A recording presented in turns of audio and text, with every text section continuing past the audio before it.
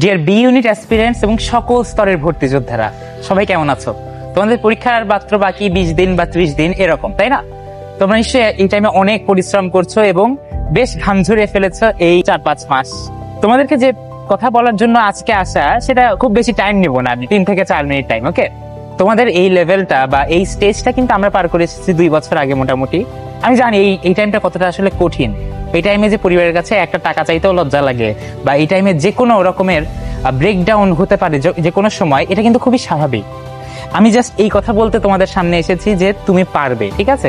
তুমি যদি এতদিন কঠোর পরিশ্রম করে আসতেছো, ইনশাল্লাহ তুমি অবশ্যই ভালো করবে, কারণ হার্ড ওয়ার্ক পেইজ অফ। এবং আরো কয়েকজনের উদ্দেশ্যে আমার ভিডিওটা, সেটা হলো যদি কোনো কারণবশত অসুস্থতাজনিত কারণে তুমি এই কয়েকদিন পড়াশোনা ভালো মতো না করতে পারো, এই টাইমে শুরু করলেও কিন্তু ভালো করা সম্ভব। তোমরা অনেকে হাসাহাসি করতে পারো যে সস্তা মোটিভেশন, বাট আসলে সস্তা মোটিভেশন না। যারা পড়বে তারা কিন্তু আলটিমেটলি ভালো করবে, যারা হাসাহাসি করার তারা কিন্তু হাসিই করতে থাকবে। সো আমি তোমাদের যে কথাটা বলবো সেটা হলো এই টাইমটা, ফার্স্ট অফ অল যারা শুরু থেকে পড়াশোনা করছো, তোমার নিশ্চয়ই এই টাইমে প্রিপারেশন অনেক ভালো। তুমি ভালো মতো রিভিশন নাও, ইনশাআল্লাহ তোমার রেজাল্ট অনেক ভালো হবে, ঠিক আছে? কারণ ঢাবি খ ইউনিটের যে প্রিপারেশন, এটা অনেকটা রেগুলারিটি বেসড, ঠিক আছে? তুমি শুরু থেকে যদি কম কম করে হলেও পড়ো, তোমার পরীক্ষা ইনশাআল্লাহ অনেক ভালো হবে। আর আরেক পার্টি যারা এখন শুরু করবা পড়া, তাদেরকেও কিন্তু হতাশ হওয়া যাবে না, কারণ তুমি যদি এখনই শুরু করো তুমি ইজিলি পারবে, বাট তোমাকে ট্রিকি ভাবে পড়তে হবে। তুমি যদি এখন পড়া শুরু করে ইংলিশের প্রিপোজিশন চ্যাপ্টারটা নিয়ে বসো, তারপরে এর যত প্রিপোজিশন মুখস্থ করতে থাকো, বির যত প্রিপোজিশন মুখস্থ করতে থাকো, তাইলে আর তোমার পরীক্ষার আগেও তোমার প্রিপোজিশন পড়াই শেষ হবে না।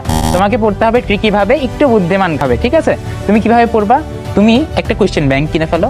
কোয়েশ্চেন ব্যাংক কিনে তুমি দেখো কোন টপিকগুলো বারবার আসে, ঠিক আছে? ভোকাবুলারি যে আইটেমগুলো, সিনোনিম, অ্যান্টোনিম, এগুলো তুমি একটু সাইডে রাখো।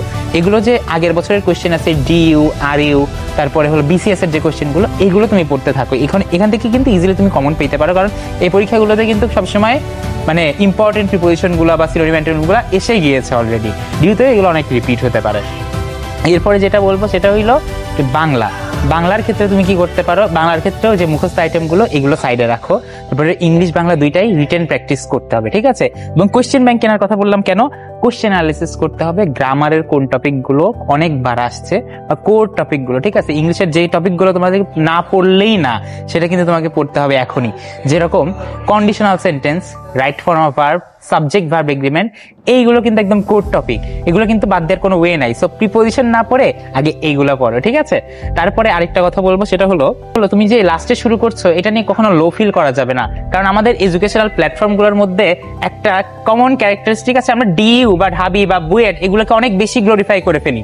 তুমি যে পরে শুরু করছো, তুমি চান্স না পেয়ে সেকেন্ড টাইমার হয়ে যাওয়ার চেয়ে তোমার কিন্তু অন্য একটা ভার্সিটি, বিইউপি, আরইউ, জেইউ, এগুলোতে একটা ভালো সাবজেক্ট পড়াও কিন্তু অনেক একটা গ্লোরিয়াস ব্যাপার। কারণ তুমি যদি দেখো, তোমাকে সবাইকে ডিইউতে পড়তে হবে না ভাই, সবাই তো ডিইউ পড়তে হবে না।